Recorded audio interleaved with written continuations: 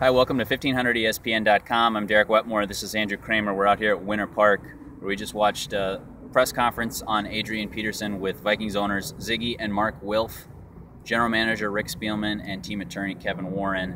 We're going to kind of break down this Adrian Peterson situation, what it means for the Vikings, what it means for Peterson in this short video here. We'll also address this issue on a Purple podcast later this afternoon. So if you're looking for more Vikings coverage, not only how it affects Peterson, but how it affects the team, you can find that on our website later today on the Purple podcast. Andrew, we just sat through that press conference, tons of national media here. Certainly in my short time covering the team, that's the most exposure that this team has had. You could argue that this is one of, if not the biggest story in franchise history. What was the general sense you got from the Vikings ownership, Spielman, and Kevin Warren today? Well, they kept reiterating the same message in which they made a mistake. They kept going back to that mantra, that motto. That's what they wanted to get across to the public here. Their entire theme was it was never too late to make a mistake.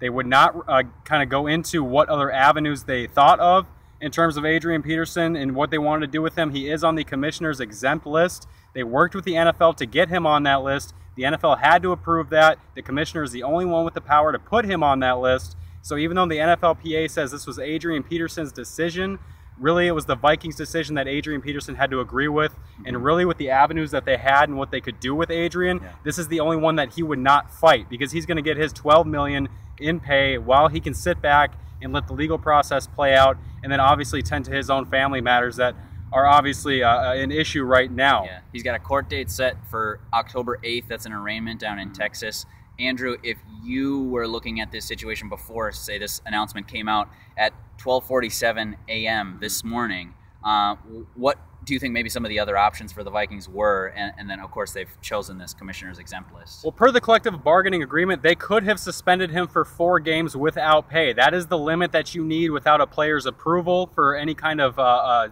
time away from the team. Otherwise, they could have just let him keep playing, and they could have just ignored the outcries from sponsors, from fans, from media, to react the way they have reacted before when it comes to domestic violence cases, which is either to cut the player or put him or send him away from the team while the legal process plays out. So those were the options they could have had. But when they were directly asked today, Rick Spielman, about those options, he would just come back to the saying, we decided this was what's best for the team and making this right. One of the things they did continue to reiterate, as Andrew mentioned, they said it's never too late to get it right. Some argue this is too late to get it right, but the primary drivers of this, according to the Wilfs, the fans, the community, and the sponsors. Now, in my opinion, it's not being too cynical to suggest that the sponsors were the biggest impact, because that's when you really saw the about face on this. The Vikings came out Monday, said that Peterson would be playing. Sponsors lined up to criticize them and either pull their financial support or just release a statement saying we don't agree with the way that the league is governing this. That's when the Vikings made their 180, changed their mind, and now Peterson, it's possible he won't play for the rest of the season. We have to still wait to see how the legal process plays out, but I guess, Andrew, in a brief snippet, what would you say the impact of the team is, and how likely is it that he plays again this season? Well, what could happen is, first of all, Peterson's attorney, Rusty Hardin, says that this will likely not go to trial until 2015. So if this does go to trial, Peterson likely will not play for the Vikings again this season. However, there is a possibility for him to enter a plea deal in which he could then take care of his legal matters, come to an agreement with the prosecution's office in Texas, and then be able to return to the NFL field. But once that happens, once he gets to that plea deal, if he does, the NFL then has its say in the matter and can suspend him, and Roger Goodell, the commissioner, can decide what to do with him then. Because what the NFL office typically does is wait for these legal matters to play out before punishing a player. So Vikings fans and media will point out that he could return after a plea deal, but that's when the NFL could step in and hand down its own suspension, which means that he could not play this year, even if he does enter a plea deal. That's right. A tough day for the Vikings, obviously losing their best player for an undetermined amount of time. We don't know. They don't know. Adrian Peterson doesn't know.